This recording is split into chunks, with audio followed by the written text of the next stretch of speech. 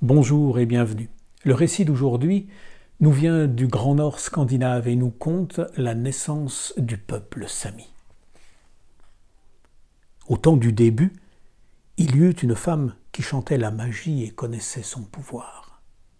En courant dans la toundra arctique, ses pieds au contact des mousses accueillantes, des lichens cendrés, devinrent des pattes. Ses bras s'élancèrent en de magnifiques bois au duvet frémissant sous le vent froid. Sa ramure saluait le ciel, chatouillait les nuages.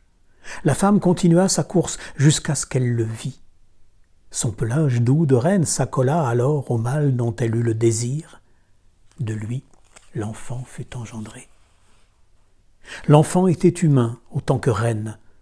Sa métamorphose se faisait au gré des envies, au gré des humeurs. Totale était sa liberté d'être humain ou animal, nulle frontière, nulle limite entre les mondes. Devenu adulte, sa fourrure immaculée comme la neige attirait les femmes qui découvraient ensuite un séduisant jeune homme. Très vite, il sut qu'il choisirait de s'unir à une humaine. Sa mère, éprise des forêts, eût aimé qu'il en fût autrement. Elle trouva cependant une femme correspondant à son goût et à celui de son fils.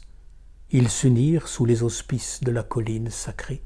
Un visage de géant au milieu de la plaine, il émergeait du monde souterrain pour observer la vie, distillant les mauvais sorts à celui qui ne saurait respecter la nature. Il était craint et honoré. Les reines, au temps du début, venaient mourir à ses côtés. Il reposait près de l'aïeul. Des enfants naquirent de l'union mythologique. La magie originelle opérait en eux. Les métamorphoses étaient rieuses, comme leur course enfantine à 2 ou 4 pattes. Tout allait bien. Les règles du monde étaient respectées. Un jour pourtant, la mère de l'épouse commit une faute terrible. Elle transgressa un tabou. Quel fût-il, le mythe ne le raconte pas. Mais dorénavant, la tente familiale était souillée, l'équilibre magique rompu. Les hommes et les reines ne feraient plus un.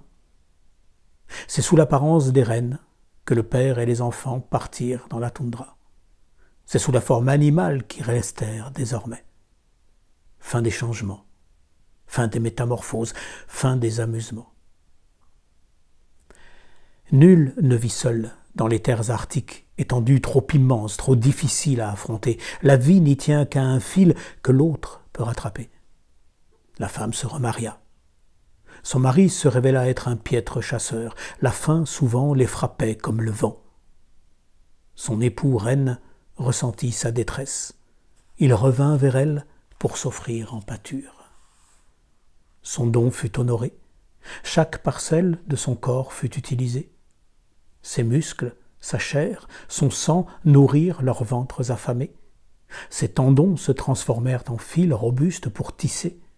Ses os auraient pu être façonnés en outils, en aiguilles, en peignes, mais l'ancienne épouse les conserva ainsi que sa fourrure, tendre du souvenir de leurs caresses. Elle se leva avant l'aube, marcha vers le soleil. En haut d'une colline, elle reconstitua le squelette de son bien-aimé, os après os, intégralement.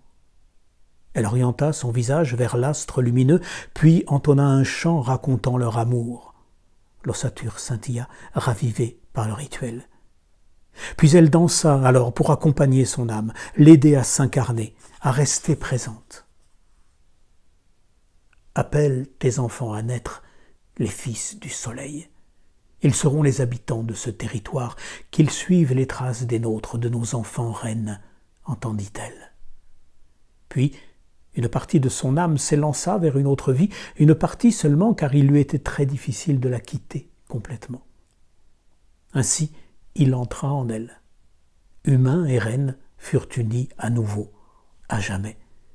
Il en fut ainsi à l'origine, il en est encore ainsi aujourd'hui. Depuis, les fils du soleil marchent dans les pas des reines.